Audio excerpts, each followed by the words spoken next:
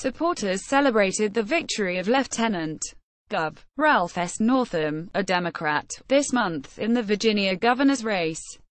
Gabriella Demczuk for the New York Times, Washington. The party not occupying the White House seizes control of governor's offices in New Jersey and Virginia. An unexpectedly competitive special Senate election threatens the chamber's balance of power. Major legislation being forced through along partisan lines heads for a climactic holiday season vote. Veteran lawmakers of the governing party race for the exits. Such was the state of play at this moment in 2009 when President Barack Obama and Democrats ruled the roost. Such is the virtually parallel political landscape now with President Trump and Republicans in charge. Substitute Doug Jones of Alabama, a Democrat, for Scott Brown of Massachusetts, a Republican, and switched the Tax Cuts and Jobs Act with the Affordable Care Act. It ended badly back then for Democrats, who lost the House in the 2010 midterm elections and suffered setbacks in the Senate, severely limiting Mr. Obama's ability to pursue his agenda during his remaining 6 years in office. History is already repeating itself, and the striking comparisons are not lost on either Democrats or Republicans. Republicans who rode the wave 8 years ago undoubtedly can sense the shifting tides, said David Axelrod, who was a senior advisor to Mr. Obama. As one who was washed over, I can tell you, it's an unpleasant feeling. Scott Brown, a Republican, was elected in 2010 to replace Senator Edward M. Kennedy, Democrat of Massachusetts, who died in August 2009.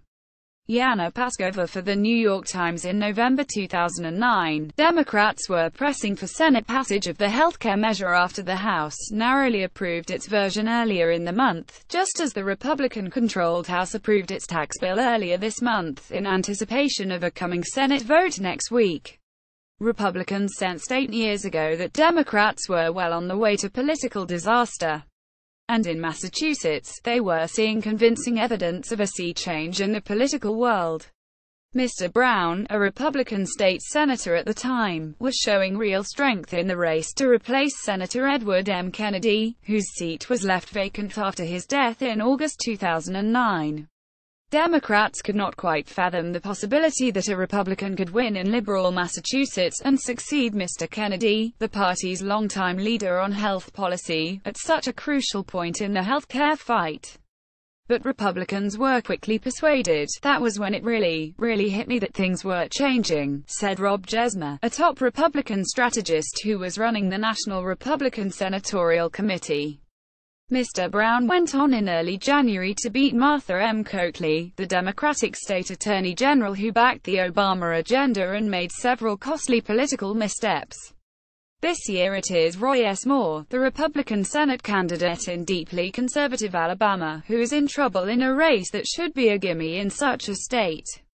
Multiple accusations against Mr. Moore of UAL abuse and pursuit of teenage girls while an adult have opened the door to the previously unthinkable idea that Mr. Jones, a former federal prosecutor, could claim the seat on December 12.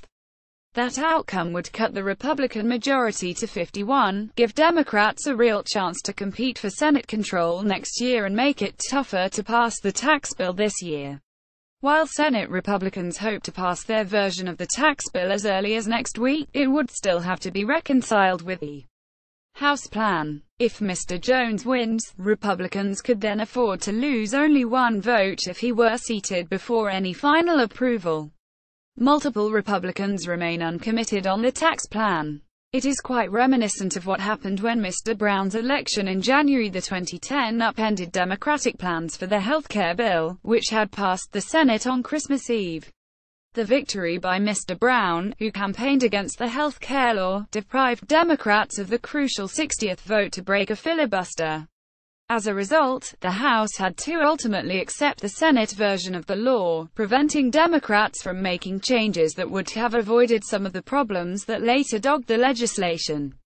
Democrats say the tax bill being pushed by Republicans desperate for their first big legislative accomplishment could blow up on them just as the healthcare bill cost Democrats. They think this is their salvation, but it is most likely their Alamo, said Senator Chris Van Hollen, Democrat of Maryland. Mr. Van Hollen has experience with political backlash. He was the chairman of the Democratic Congressional Campaign Committee when his party lost 63 seats and control of the House in 2010.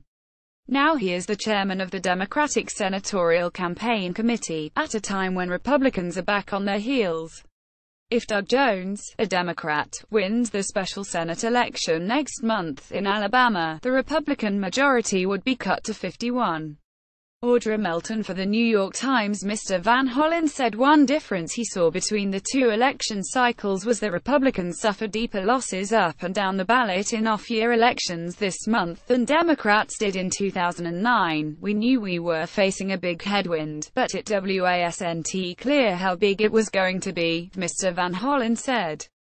He said Republicans now confronted a killer political wave. The only question is whether it is going to grow bigger or shrink between now and November 2018, he said. Despite warnings of a possible political calamity if they passed the health care law, Democrats plunged ahead and paid the price. Mr. Jesmer said that despite political risks posed by the tax bill, which had not polled well and aimed most of its benefits at the business community rather than at middle-class earners, Republicans had little choice but to persevere. I don't fault us for doing what we are trying to do, he said.